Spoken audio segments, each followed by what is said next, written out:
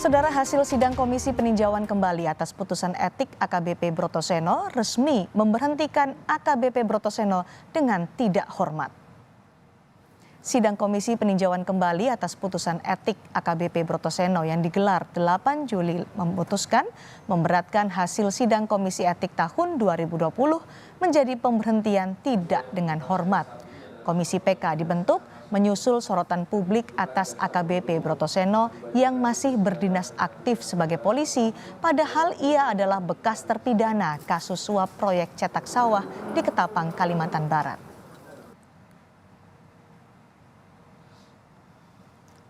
Memutuskan untuk memberatkan putusan sidang Komisi Kode Etik Polri nomor PIT 72/10 Romawi 2020 tanggal 13 Oktober 2020 menjadi sanksi administratif berupa PTDH, pemberhentian tidak dengan hormat. Saya ulangi, menjadi sanksi administratif berupa PTDH, pemberhentian tidak dengan hormat sebagai anggota Polri.